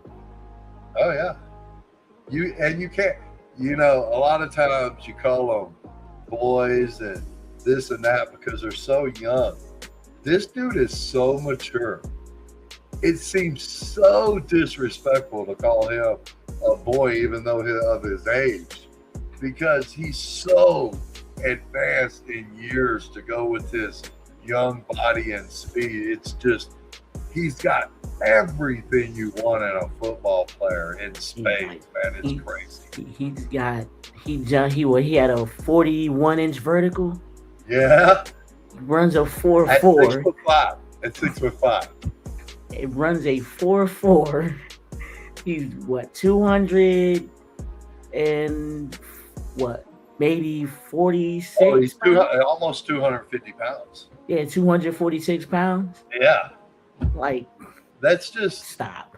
6'5" with a 41. Dude, most quarterbacks are gonna get that shit slapped down half the time. And right, bro. All he's got to do is go up. He's halfway. He's like, he's a basketball player playing football. I saw his highlight. He played basketball, actually. He did. Yeah, he did. Yep. He's different. But it's not just him, man. That's why we're not getting the respect we deserve around the league. And it's aggravating, but I don't mind it as much because you got a perfect 10 in this freak of a human being, 6'5", runs a 4.4, and it looks like he runs faster than that in game time. Has a 41-inch vertical, and he's just one. We got Leo Chenal, 9'9", runs the same kind of speed. This dude stood beside a double-decker bus and flat-footed, jumped up, grabbed the top, pulled himself up like it wasn't no thing. Like, dude, he is strong. He is. I watched tape on him where he was splitting the deep offense, and he took a running back and a lineman and just peeled them off and went through the block and freaking made the tackle. Dude, there are very few men that strong in the league. I don't give a damn how big they are. Exactly. That's core strength, and it's different. That was a 300-pound man and a freaking running back, and he just peeled him to the side and stopped the play. Like, that's just different, dude. And that's not – I mean, look at McGee. Like a 9'8", 6", runs like lightning. Now, we haven't gotten quite out of him what we wanted out of him. We've seen flashes from him, but we haven't seen. But now that we got a new defensive coordinator that knows what he's doing, then flashes may become more than just flashes. Yep. So it'll be interesting to see where they take us on defense because we're loaded at skills. Like, we've been crying for a decade. Why can't we get a real linebacker room? Well, they made up for it in 1 year. And I'm a harp on my coworker Damien. I'm saying, dude, we have to trust the process. We can't rush these things. I understand your impatience. I get it. Trust me, I do. But we are not the GM for a reason. We don't make the decisions for a reason. I said the first year in 2024, you trusted Adam Peters because he got us to he built the roster and got us to the NFC Championship game. And in 2025, unfortunately, we were just injured. I think we would have made the playoffs.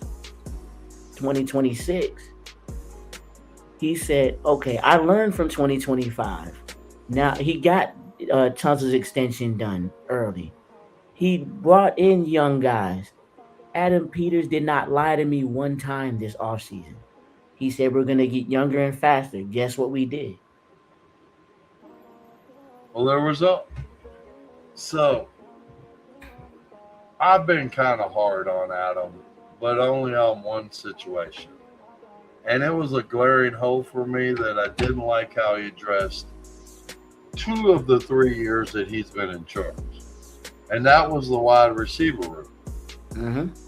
It was as incomplete as you could get in 2024. And it was even worse in 2025. But as someone that has been extremely harsh on this position and Adam Peters, dude, what he's done this year made up for all that crap. Yep.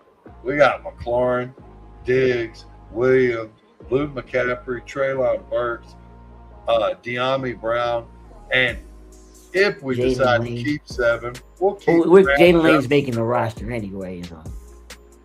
I was thinking with Trey Amos, I wouldn't mind them seeing them only keep 6 wide receivers and keep an extra corner.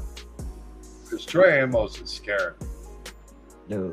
I remember this with Jordan Reed. It never worked out. He was always injured. And all we could ever say was, man, if he could stay healthy, he would have been a Hall of Fame tight end. But, we've all, man, Trey Amos is going to be our number 1. Trey Amos is going to be our number 1, and that's all good. And now it's looking, Rasul Douglas is going to be our number 1. And Mikey is getting beat in practice every day. And the problem is, Trey Amos, he broke his leg last year. Mm-hmm. And it took him way longer to come back from it than he should have. Well, then he gets soft tissue problems. Okay, well, you can see that. He broke his leg. They've been working. Oh.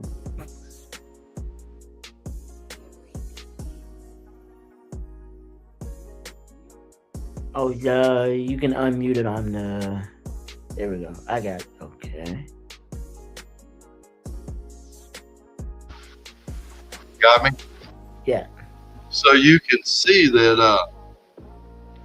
at the same time that, oh God, I got lost.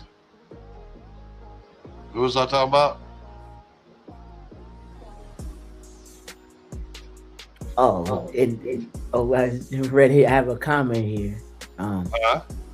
He says, I think you'll be disappointed when you and Giants battle for 4th in division. Yeah, okay, man. Sure. Dallas fan? He's an Eagles fan.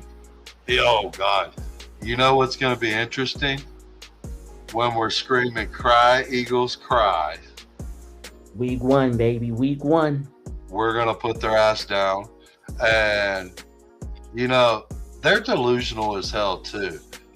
Of course, they're also pretty ignorant. They'll burn down their own house because they win a game. So they're not exactly smartest around. But here's the problem with the Eagles fans. They aren't seeing their own problems. Nope. Where is your big savior that you brought in to save you from Antonio Brown? Not Antonio Brown. That's a bad thing. You got rid of Brown. So who's that replacement? Oh, yeah. That was their rookie that they just brought in. You know where he is, right? Lemon. You know where he is, huh? You know where Mekhi Lemon is now? He's on the damn bench because he's already hurt. Hey, and I said A.J. Brown is no longer there, so who is he going to throw it up to? It ain't going to be A.J. Brown. Hollywood Brown? Was his savior. That was his savior. Who else did they sign? Smith. They got Smith, but he's not a high number one. He's not Brown. Nope. He's a low number one to a top tier number two. Mm-hmm. It's one or the other. He's definitely not a top number one. But here's the bigger thing with them is you have Mekhi Lemon already hurt. You got A.J. Brown gone. You got the Eagles putting out these tapes celebrating a 2-yard out with Mekhi Lemon where Jalen Hurts almost broke his damn back because his ass can't throw. And this is what they're celebrating, okay? Not 40-yard dimes like we're doing. Hey, Loso, you want to know who else plays chess, not checkers? Adam Peters. You know who plays chess and not checkers? JD5, baby. And you're about to learn all about it. Remember this. We sat your ass at home in years where y'all were 8-0 and we were ass juice. And we put you down. Now we taking that quarterback that went to the NFC Championship with the worst team ever to go there with a rookie ever on both sides of the ball. Now we gave that same quarterback Terry McLaurin. By the way, for an Eagles fan, I need you to put respect on his name. He's Scary Terry to you. And and then when was the last time the Eagles stopped Terry McLaurin? Oh, that was when they didn't have a quarterback. That was never. Oh, and by the way, dude, they couldn't stop him when we had Taylor Heineke. Heineke throwing the ball to him. Like, I don't respect what the Eagle fans are talking at all, because even they know, as stupid as they are, and they'll burn down their own house because they won a damn game, even as dumb as they are, they know they're talking shit. Like, how can you have a quarterback that can put up 100 yards in 8 games in a year? Oh, and I say he'll barely throw the ball 20 times. And I was like, oh, he had a great game. The man threw the ball 19 times. That's when you have to hang on to something that don't exist. Now you don't have A.J. Brown. They can go up and get the ball. Now you got a little midget in Smith. Now you got Mekhi Lemon sitting on the damn bench. Now you got a bunch of old-ass dudes behind them. Oh, we're loaded in the receiver room. Sure you are. If this was 6 years ago. But in this big old year of 2026, your backups are old-ass dudes. Oh, and by the way, Jalen Hurts will struggle under center. Okay. Guess who already adjusted to under center in less than a month. We're still talking about 55-23, and we're over that, bro. Oh, yeah. Well, they're Eagles fans.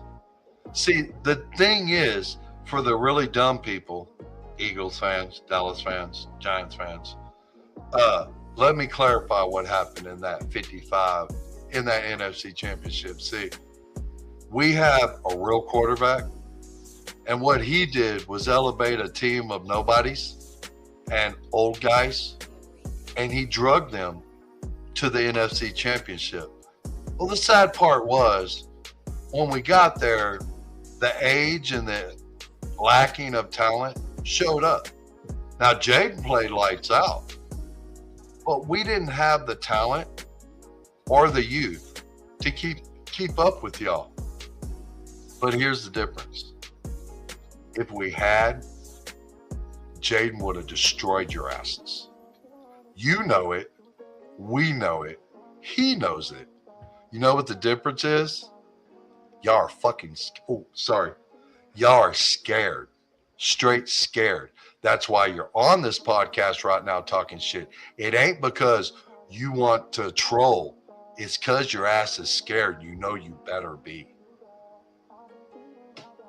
Hey, Loso, come week 1, you won't be talking anymore. Nah, hell no. Hell no. Come back on this channel or my channel. We will be working together quite a bit. Y'all see us together a lot. Come and tell us about ourselves after game 1. I dare you to have the nerve after we whip y'all's ass to jump in the... You know what? I won't even give you crap. Because if you had the balls to come in our comments after we whip y'all's ass, man, I got respect for that. I'll give you all the respect in the world if you got the ball. But you won't, because y'all all talk and no show.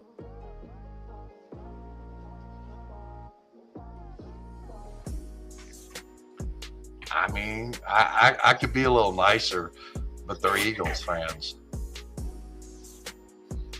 A little nicer. I mean, have you ever seen an Eagles fan that was nice? Man, what? Nah, you did not just say that. Are you kidding me? Dude, look what he just wrote in, bro. My best friend, Pete, he went to the Dominican Republic in 2024. He was there. He was there in the NFC Championship, right? So they're in the Dominican Republic. They're sitting at the bar watching the game. Everybody's having a blast. You know the text I get from him? Everyone in this bar is having a blast. This is a really great experience, even though we're getting beat so bad. Mm-hmm. He goes, the most annoying people, the most just absolute scum people in this bar are 2 Eagles fans that won't shut the fuck up. And, I mean, that's the text I get about the Eagles fans when they're winning. They can't even win with any kind of real no class. No class at all. They are classless people. But we know that. Now, granted, some of them are cool. But most of them. I'm not going to say all of them. I've had a few Philly fans that were my friends, and they're more logical about the thing. Mm-hmm. But most of them, like this guy in the comments talking crap to us, like, can you come with some kind of, give me some numbers, give me some proof of what y'all have done that we should be scared of. Tell you what, tell me 4 moves y'all made that would impress me, and then maybe this conversation will make sense. Extending Jalen Carter. Ooh. Wasn't he there last year when Philly was having 9 kinds of hell stopping the run? Yep. Oh yeah, he was. Wait, wasn't the other guy too? Oh, yeah, he was. So the same team that you're presenting that had a problem stopping the run last year. And Tariq Woolen, who loses focus almost every play. Well, this is very true. And a suspect back in. It's just not logical the way they look at it. I mean, they can be proud of being perennials and constantly being in the mix of the thing. But the way they talk about, you can tell that people like this one doesn't know football. He probably didn't play football, doesn't know what he's talking about. Because if you look at his team, you have to put a big question mark on it on both sides of the ball. Now, defense is going to be good, but can they be good enough to carry the offense? I don't know, because they had a problem with the run last year. Not this year. Not in 2026. I don't think so. They did already, in 2024. But they had a better line then. They had a better line then. And you got to remember, in 2024, they're presenting some of the same players. Yeah. These players are 2 years older now and went through that much more damage to their bodies. See, this is why people like this, if you want to say stuff like, you're going to be sorry when you and the Giants are battling it out for last place. Give me some numbers to prove that. Show me what y'all have done to tell me you're better than you were last year. Because you can't and you won't. Nope. So all you are is talk and no show. I can respect you coming with real numbers. I can't respect all this. Yep. Hey, you gotta come with facts, man. You can't just say, 55-23. We're gonna do this and this and it. That's how I know y'all are stuck on us. And he's gonna come on your podcast, but our feed, and tell us some shit, but bring no numbers, and we're having to tell him about his team. This isn't even like a real conversation, is it? It's between me and you, not us and him, because he ain't brought no facts, just a bunch of blowhard. I'm just saying, dude. Like, I respect everybody that comes into our feed. I want the engagement from all of them. And I even love our haters. Please, if you are a hater, please bring at least 10 more haters to us by tomorrow. We'll appreciate it, I promise. Yep. But if you're going to be a hater, at least be an intelligent one for us, please. At least put up a fight so we feel that you at least know what you're talking about. Yep. But I do like your quarterback. And I absolutely freaking love your running back. Yep. So those are good players, you know. And I've always said this about Hurts. He can take the reins at times, but he cannot consistently take over games. No, but what's great about Jalen Hurts is he is the best running back that can throw in the league. On top of that, and I'm not disrespecting him. Matter of fact, I got highly pissed when they made him 17 and Dak 6. This choke artist piece of crap, Dak. He's not can't even do a damn thing with his career. All Jalen Hurts does when it's time is win. And you put that damn Dallas Cowboy above him, that's some disrespect and some bull crap. Exactly. But at the same time, Jalen Hurts, very good quarterback. Ain't JD5. Nope. He ain't even close. Hey, we got the best quarterback in the NFC. So easy. Well, I'm gonna one of two. Yeah. You make your choice. I'm gonna say Matthew Stafford till as of right now it's Matthew Stafford, but we know who's gonna jump him. Yeah, definitely. But Matthew Stafford he's one of them too. Yeah. So let's not get that twisted. But Dak Prescott, and I don't care what numbers That couldn't even hold a candle to what Jaden has done. No, and Dak, for any Dallas fans in the chat, if you think your quarterback is that good because he puts up these numbers like last year, go compare his good years. Not a couple years ago when he led the league in interceptions. Let's skip over that year like it didn't happen, okay? Because that's how Dallas fans be handling it.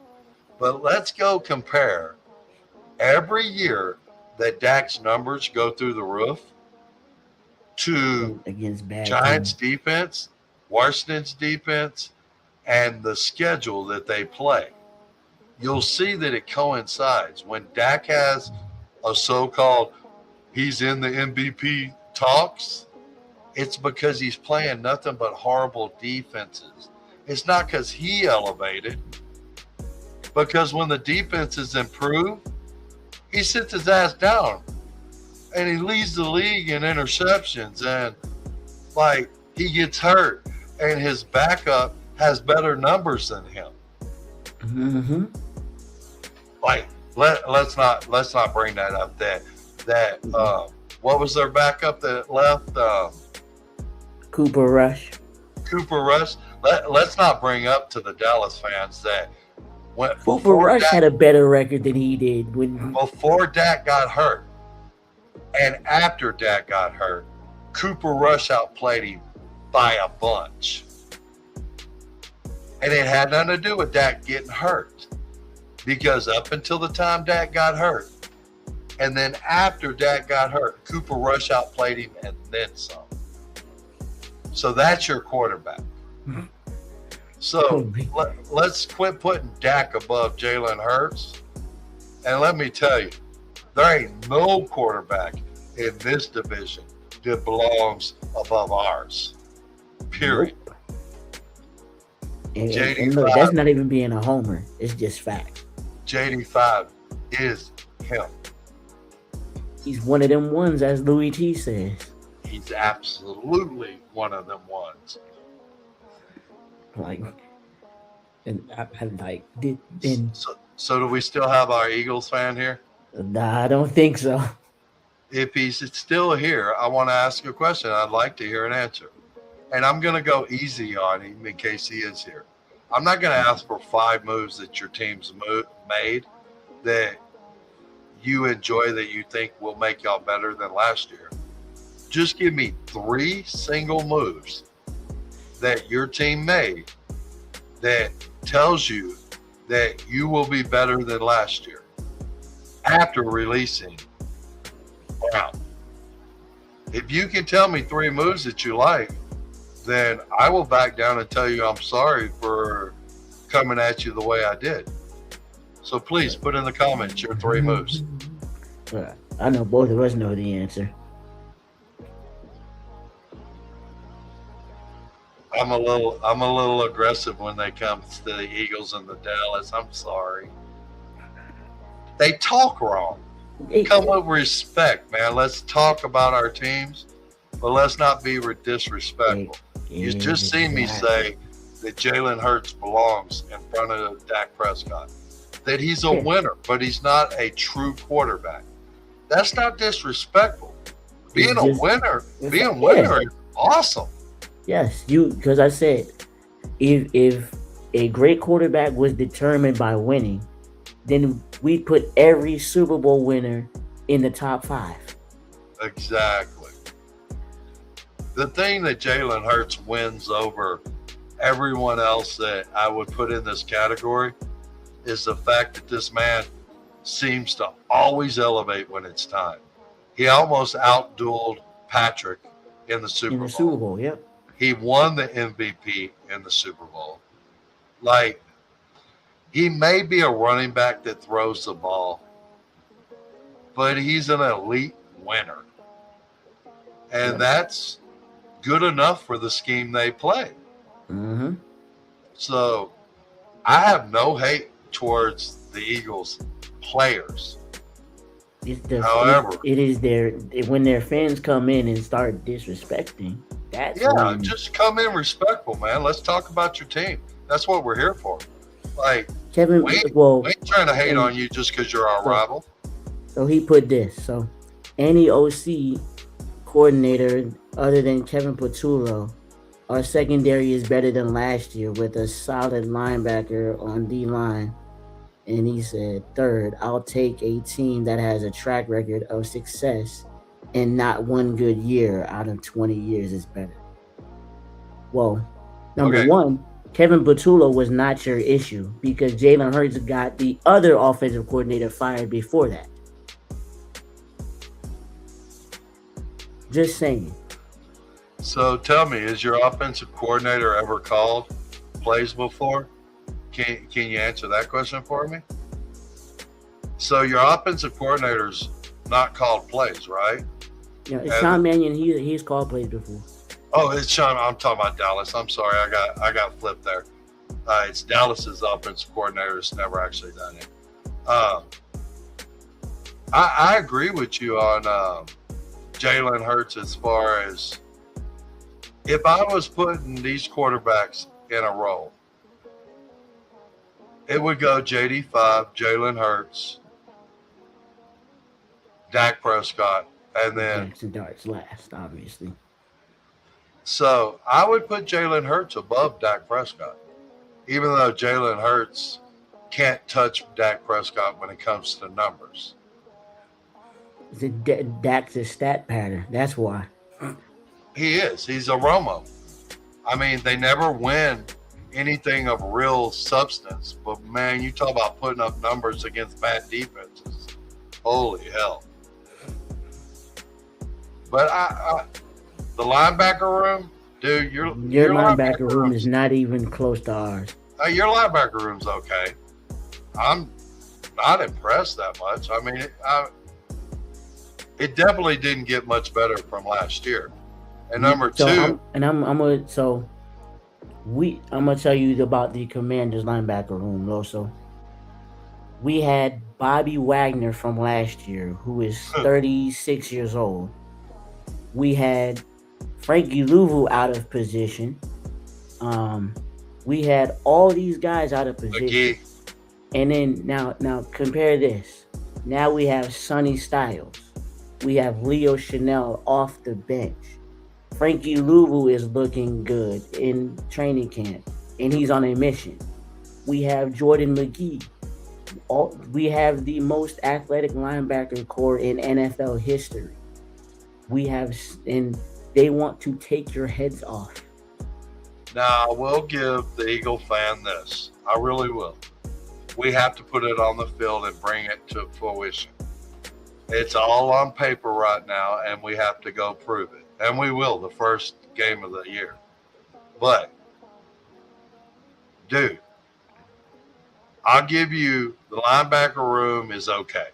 It's not that great. It does not scare us in the least. Let's make it very clear. Out of this division, the team that scares the Redskins the least are the Eagles. Even when we blow and we suck and we got a shitty defense and a shitty offense with Taylor Heineke, we still beat your asses. Even when y'all are 8-0 and 9-0 or whatever. So please calm the hell down. And here's the bigger problem. You mentioned a couple moves on defense that's not any kind of moving at all.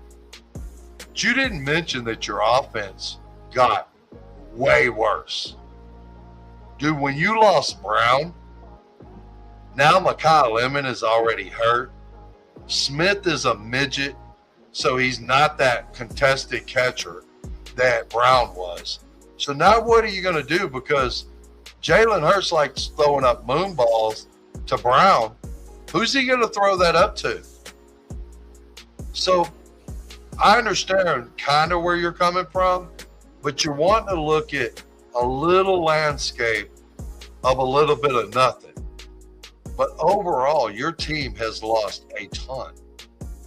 And more importantly, you're expecting your defense to carry an offense that is lacking big time. The defense won't be able to do it. In a NFC East, it's gotten real now. You can think what you want, but you're going to learn the real story after that first game. And then come back on, man, because we'll be nice. I swear to you, we're not going to dog on you. We won't. But when you come like that, we will. We won't go at you because you lost the game. We won't dig it in on you because we know how bad that sucks. As long as you come in and you're respectful, dude, we'll talk it through with you, man, and we'll feel your pain with you because we know what it's like to suck for 30 years as a Redskins fan. So, dude, we know what it's like to lose, and we know what it's like to think you're there and then all of a sudden get beat down in the first game and realize you're really not. Yep. And that's where you're headed this year. So I appreciate your comments. I actually appreciate you being here. And man, we want all the Eagles fans, Dallas fans, Giants fans. Everybody come subscribe, come support us. As long as you come respectfully and we can have a conversation. Yeah, man. Cool. We're here for all of y'all. We're Redskins fan. We are Commanders to the bone. But we are actually here for all of y'all. We will do our studying on y'all's teams too, because we want to be able to give you the content that you deserve for your team too. It's not just about our team. So, no, you're always here, and we will get you what you need to know. Just be respectful in the comments, man. Let's work together. We're all fans. We all love football. Yep. So it's been live for about 2 hours. I think it's about that time to call it. All right. I guess we ain't going back on at 7. We'll be back tomorrow. We can do that. Do you want to announce to them what we were talking about?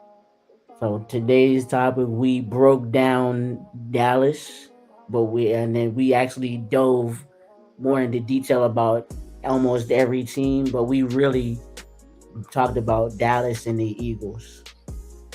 So, and hit that like, hit that subscribe, and we will see you all next time. Thank y'all for joining us. Yes, and we'll be coming to y'all every week together to break all these teams down for you. If you have something you want us to dig into, leave it in the comments and we'll make sure we do the work for you. All right. Y'all have a good night. And as always, hail the Redskins. To the Commanders. Amen. Peace. Great show.